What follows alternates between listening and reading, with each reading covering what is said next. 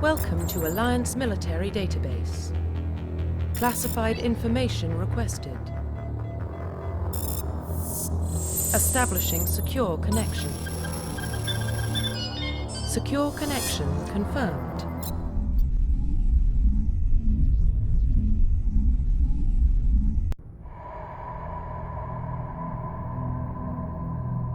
Well, what about Shepard?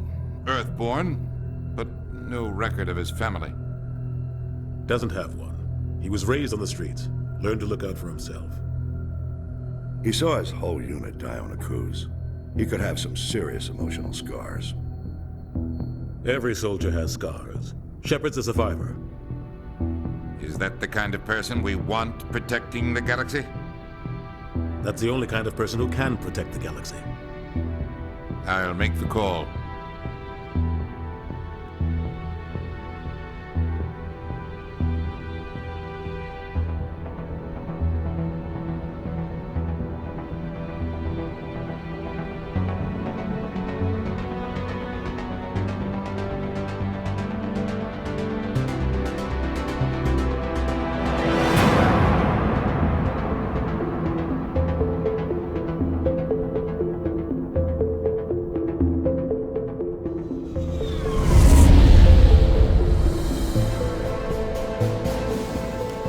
Prime relays in range.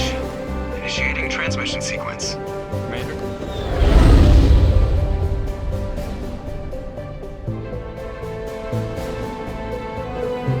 We are connected. Calculating transit mass and destination.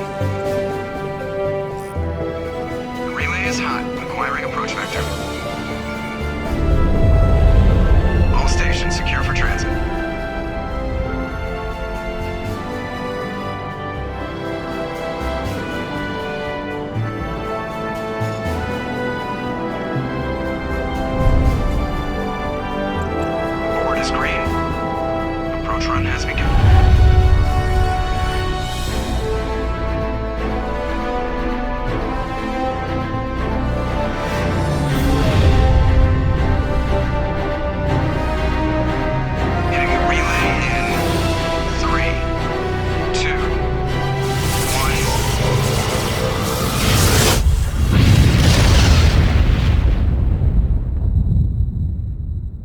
Thrusters, check. Navigation, check. Internal emission sync engaged. All systems online. Drift, just under 1500K. 1500 is good. Your captain will be pleased. I hate that guy. Nihilus gave you a compliment. So you hate him. You remember to zip up your jumpsuit on the way out of the bathroom? That's good. I just jumped us halfway across the galaxy and hit a target the size of a pinhead. So that's incredible. Besides, Spectres are trouble. I don't like having them on board. Call me paranoid. You're paranoid. The Council helped fund this project. They have a right to send someone to keep an eye on their investment. Yeah, that is the official story. But only an idiot believes the official story.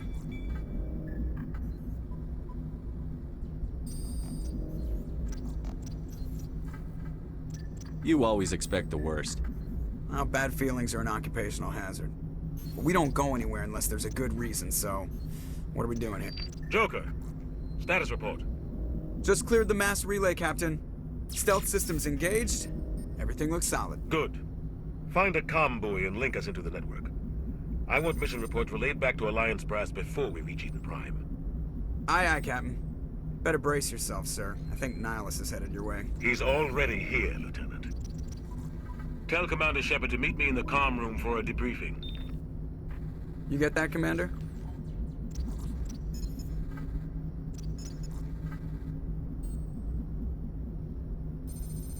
I'm on my way. Is it me or does the Captain always sound a little pissed off? Only when he's talking to you, Joker. Regroup!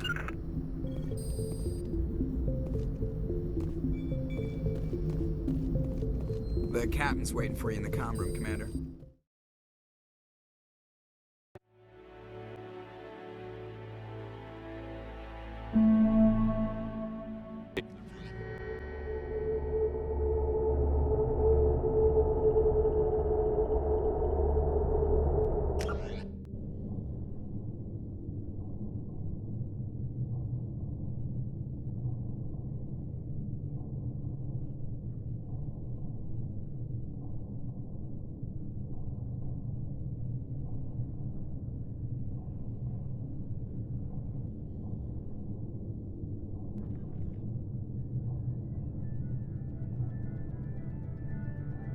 Shepard did everything right. More than we could have hoped for. Commander Shepard uncovered the truth. And still, it's not enough. We're at war. No one wants to admit it, but humanity is under attack. But they're sending him to fight Geth. Geth. We both know they're not the real threat. The Reapers are still out there. And it's up to us to stop them. The Council will never trust Cerberus. They'll never accept our help, even after everything humanity has accomplished. But Shepard, they'll follow him. He's a hero, a bloody icon. But he's just one man. If we lose Shepard, humanity might well follow. Then see to it that we don't lose him.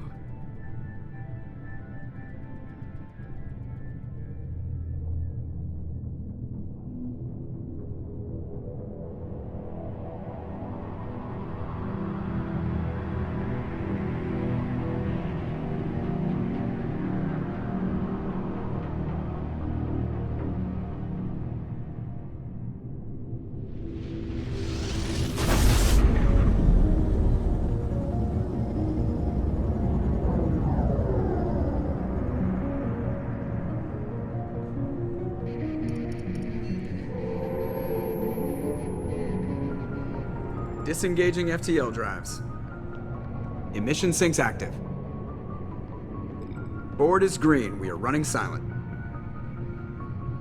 We're wasting our time. 4 days searching up and down this sector, and we haven't found any sign of Geth activity. 3 ships went missing here in the past month. Something happened to them. My money's on slavers. The Terminus system is crawling with them. Picking up something on the long-range scanner. Unidentified vessel. Looks like a cruiser. Doesn't match any known signatures. Cruiser is changing course. Now on intercept trajectory. Can't be. Stealth systems are engaged. There's no way a Geth ship could possibly... It's not the Geth. Brace for evasive maneuvers!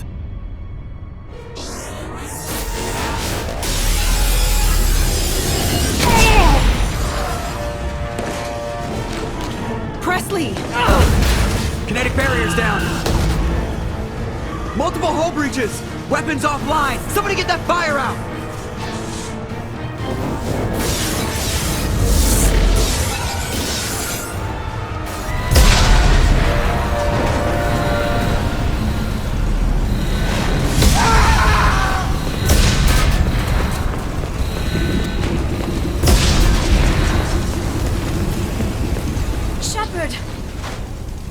Distress beacon is ready for launch. Will the Alliance get here in time?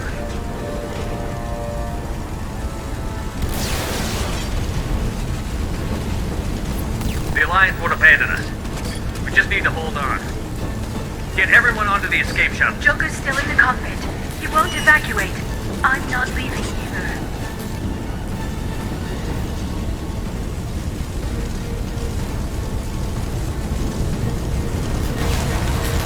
I need you to get the crew onto the evac shuttles. I'll take care of Joker. Shepard! Liara, go. Now.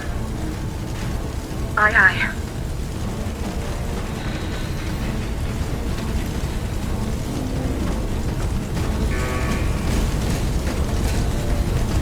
Everybody in! Go, go, go!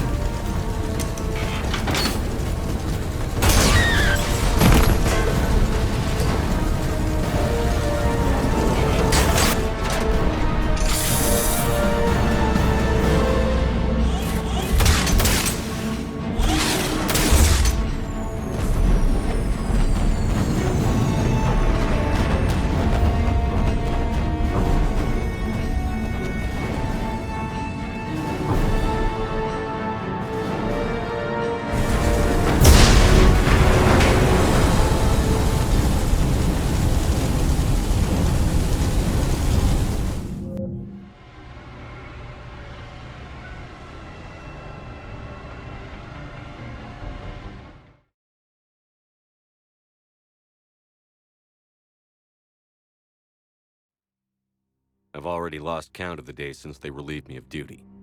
Strange how years of your life can just vanish in the blink of an eye. And in a flash, you've got nothing but time. Time to reflect on everything that's happened. Hard to believe it's been only a few years since this all began. We were testing out the Normandy, Captain Anderson's new ship, when the distress call came in. An Alliance patrol on Eden Prime had been attacked. They'd seen something they couldn't explain. And whatever it was massive. I hit the ground with my lieutenant, Caden Olenko. A good kid, loyal, by the book, with a talent for biotics. We came across the lone survivor of the patrol, Gunnery Chief Ashley Williams. A soldier to the core. Tough, disciplined, ready to take on whatever came her way. Ashley joined up with us and took us to the spot where she lost her squad. That's when we saw it. The ship. Like nothing I'd ever seen. It was massive, scorching the colony and everything around it as it blasted away. We followed the path of destruction to an artifact, a beacon left by a long-dead race called the Protheans. The colony had dug it up, and whoever attacked them had tried to take it. Chief Williams made the mistake of getting too close. It hit her with some type of energy. I grabbed her and threw her out of the way. That's when it hit me. Hard. Every muscle in my body went rigid. I couldn't move, could barely breathe. Everything went black. And then I saw something. A vision. Dream. A nightmare. By the time I woke up, we were halfway to the Citadel on our way to meet the Council. I was expected to explain what I'd seen. Anderson came along. So did Adina, our political representative on the Citadel. With those two heavyweights, it seemed reasonable we could persuade the Council that the ship we'd seen was a potential threat, as was the individual behind the attacks. The main suspect for the Eden Prime massacre was a Turian Spectre named Saren. He'd been seen by one of the survivors from the colony at Eden Prime, and there was some evidence to suggest that the ship was connected to Saren. But even Adina's pointed accusations weren't enough to convince the Council. They just couldn't believe one of their chosen elite Spectres could be guilty of something like that. They needed proof, which meant I needed proof. Fortunately, I wasn't alone in my search. Garrus, another Turian, wanted to help. A top agent for Citadel Security. Despite orders from his superiors that he shouldn't get involved, he told me he was suspicious of Saren, and he had some useful leads. More importantly, he was willing to share them. That led me to Rex, the biggest, nastiest-looking Krogan bounty hunter I'd ever seen. He turned out to be more than just a brute. It was his intel that led to a fugitive with incriminating evidence on Saren. The fugitive turned out to be an energetic little Quarian named Tali. A tech expert with a knack for hacking, she'd procured some information on Saren. Evidence that proved Saren was dirty.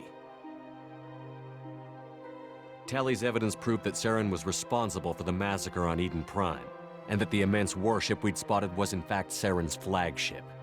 But it went much further. Saren was trying to find a way to bring back a race of sentient machines from dark space. Machines allegedly responsible for cleansing the galaxy of all organic life. These Reapers were blamed for wiping out all life 50,000 years ago, including the Protheans, then disappearing back through the mass relays to dark space, leaving no trace they'd ever been. That explained why Saren was after the beacon, and it made some sense out of my visions. But not much else. We couldn't convince the Council that the Reapers were a threat, but they agreed Saren had to be stopped. They stripped him of his Spectre status and gave me the honor of becoming the first human Spectre. My first task? Bring down Saren. Anderson decided to stay behind, giving up his ship, the Normandy. He told me I would need it more than he would. He also pointed me in a direction.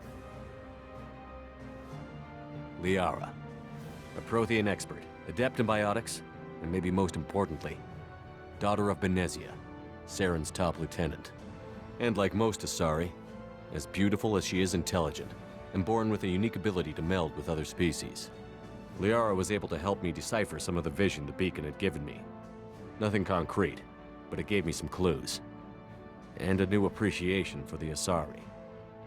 Her technique for accessing my vision was unexpected, but not at all unpleasant. Ashley was a little concerned about the connection I shared with Liara. As commander, I knew either relationship had the potential to interfere with the mission.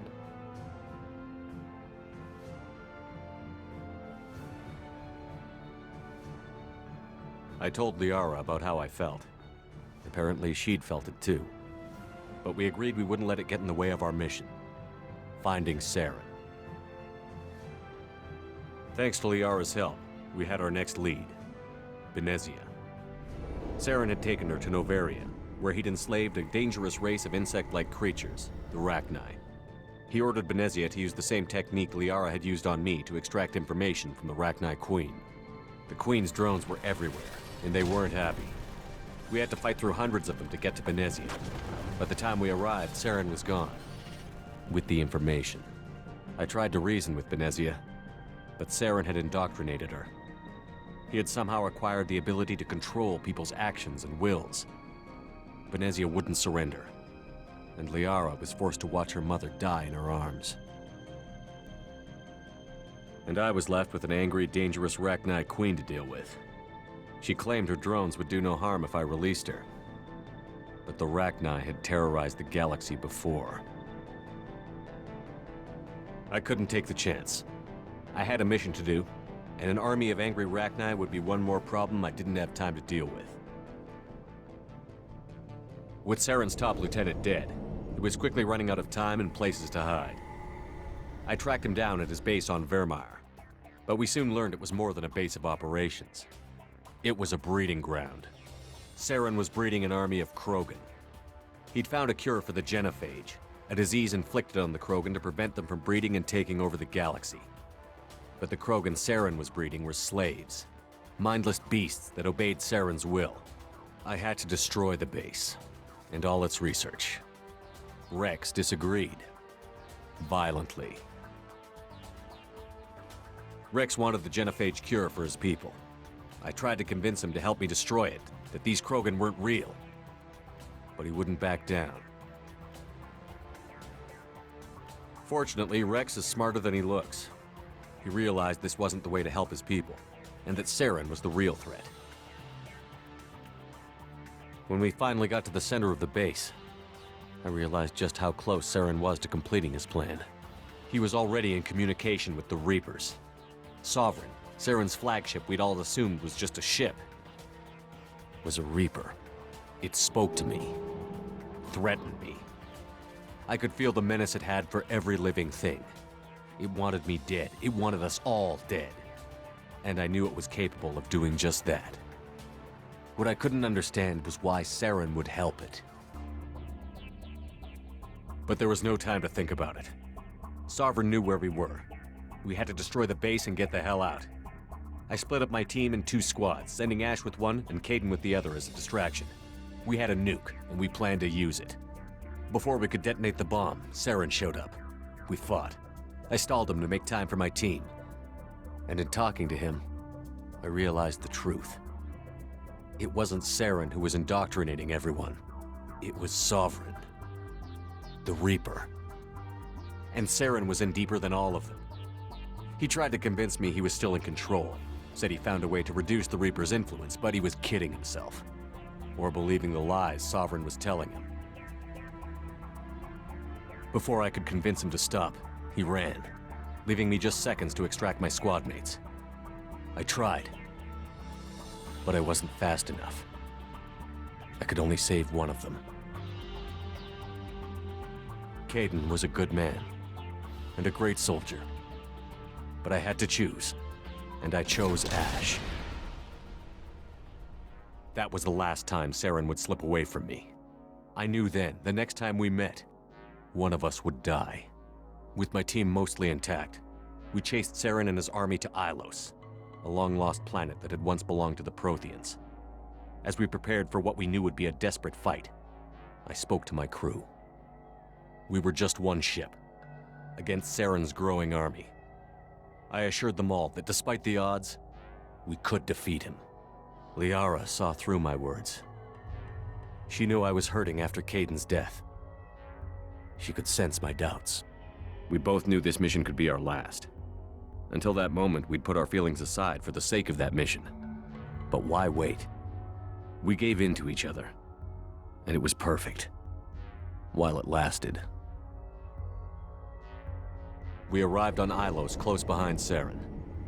Once on the planet, we discovered a Prothean databank that helped me put the final pieces of my vision together. The Reapers had come 50,000 years ago, and every 50,000 years before that, each time purging the galaxy of life. The Protheans had fought and died, like every species before them. But a few survived long enough to leave a parting gift. The Protheans had discovered that the Citadel was the key to controlling the mass relays. By sabotaging the Citadel, they found a way to close the relays to dark space, slowing the Reapers' return, giving us the time we needed to find a solution to stop the Reapers once and for all. Saren knew this. He was leading his army to take control of the Citadel and re-establish the relays to dark space, bringing the waiting Reapers here to destroy us all. We followed him to the Citadel. It was intact, but heavily damaged. He had caught the Council fleets by surprise, and they were only now regrouping. And with Sovereign as his flagship, there was little hope the fleets could counterattack with enough strength to take back the Citadel. But Saren was done running, and I was done chasing him. As the Alliance and Citadel fleets battled Saren's army outside, I cornered the Turian bastard in the Citadel tower and confronted him. He died believing that the Reapers would save him. As I fought to regain control of the Citadel, the Council's flagship, the Destiny Ascension, fell under attack. Despite Saren's death, Sovereign and Saren's army continued to fight. The Council was aboard the Destiny Ascension, and they were requesting assistance. But I knew in order to help them, I would have to put our human Alliance fleet in jeopardy. The Council had to be saved. They represented the hearts and minds of the galactic community. Without them, the fleets would be in disarray. Even with the Citadel back in my control, Saren defeated, and the Normandy leading the combined galactic fleet, the battle against Sovereign, a single Reaper, was relentless. It took the combined fleets of humanity and the other races, but in the end, Sovereign fell. But the costs were immense. While humanity's efforts in the war earned us our first seat on the Council, it was a hollow victory. The Reapers were still out there. I knew the fight was far from over, but as the one who'd led the fight against Saren, I was given new responsibilities. The choice of humanity's first counselor was left for me to decide. On the one hand, Udina, the lifetime politician. Ruthless and ambitious, he would easily navigate the political landmines that would soon be put in front of him. The other choice, Captain Anderson, the career soldier. Tough but fair, but a friend, and someone I could trust. Both great leaders in their own right.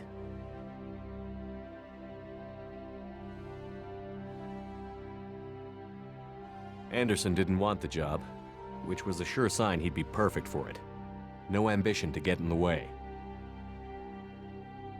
The war was over. The threat had passed. In time, the Council would rebuild itself. The Citadel could be repaired. Even the pain of lost friends would fade. But none of that mattered if the Reapers were still out there. And if they were all as powerful as Sovereign, we had to find a way to stop them. I had to find a way. I gathered my crew, took my ship, and went in search of answers. Officially, the Council would only say I was assigned to cleanup duty, rooting out any remnants of Saren's army.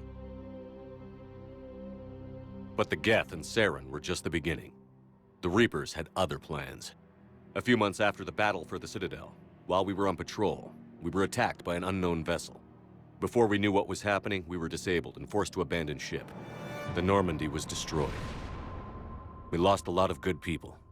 I almost didn't make it myself. Technically, I was as close to death as you can get. By the time my body was recovered, there wasn't much left. The pro-human group, Cerberus, acquired what was left of my body and spent the next 2 years rebuilding me. My memories, abilities, everything. The person in charge of my recovery was a Cerberus agent, Miranda Lawson. Brilliant and efficient. But before I could be completely rehabilitated, the Cerberus facility we were in was attacked, and was forced to fight my way out.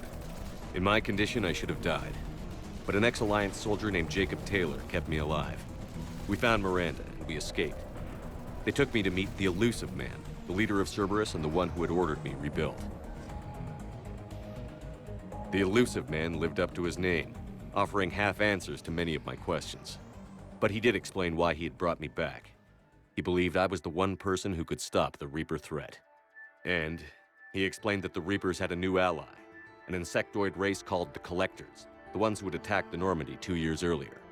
Since that time, they'd been systematically abducting entire human colonies and taking them beyond the Omega-4 relay, a place that no ships other than Collector ships ever returned from. The Elusive Man wanted me to find out why humans were being abducted, and to end it.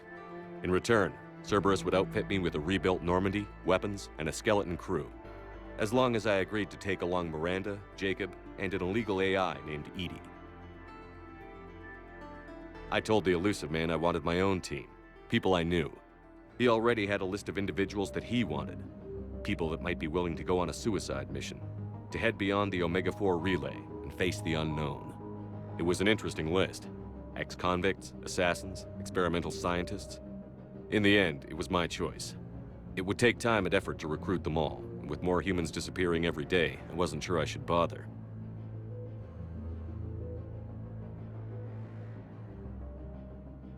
I decided I needed all the help I could get. Recruiting the team took me all over the galaxy. Along the way, I met some old friends. They were quick to join, despite the risks. As for the rest, finding them and convincing them to join me on a suicide mission was difficult. But keeping them from killing each other was next to impossible. They only had to stay alive long enough to complete the mission. I wasn't sure what difference it would make if they were happy doing it. But if we were going to survive this, our best chance was to make sure everyone was working together. I tried to recruit and reconnect with a few of my old squad, but they were suspicious of Cerberus. No doubt why they weren't on the Elusive Man's list to begin with. Worse, they had moved on. For 2 years, they'd believed I was dead and lost. Now I was headed off on another suicide mission. If things were going to get better between us, it would take time. But I was running out of time. Maybe once the mission was over, we could try to reconnect. With most of the team recruited, we were getting close. We just needed to figure out how to survive the Omega-4 relay. Our best chance came when we discovered a damaged Collector ship. We went in knowing it could be a trap, but we had to try. What we found there was almost unbelievable. The Collectors weren't a new race at all. They were the twisted remnants of the Protheans, slaves of the Reapers, and humans were the next target. The Collectors were abducting tens of thousands of humans for the Reapers, and unless we could find a way to stop them, we'd end up just like the Protheans. We had to escape before we could find out the secrets of the Omega-4 relay, but we were more determined than ever to put a stop to the Collectors. All we needed now was a way through the relay. Edie had figured out what we needed, and the Elusive Man knew where to find it. We stole parts from a derelict Reaper to mask our ship's signature, to make the Normandy appear as a Reaper and allow us safe passage. As soon as we had what we needed, Joker and Edie began testing. But while I was away on a mission with the team, the Collectors attacked the Normandy, determined to destroy it before we could finish the tests. Joker and Edie did their best to fight them off. They saved the ship, but the entire crew was abducted, taken beyond the Omega-4 relay. Jacob wanted to go immediately and rescue the crew. Edie and Miranda wanted more time to prepare before we attacked. We had everything we needed to get through the Omega-4 relay safely. I wouldn't risk the lives of the crew by waiting. Eventually, we were ready to go. I gathered everyone to go over the plan. We all knew this was likely a one-way ticket. The team was as ready as they could be, but they were nervous. We knew this could be our last day together. We were scared and looking for reassurance. Some of us found it in each other.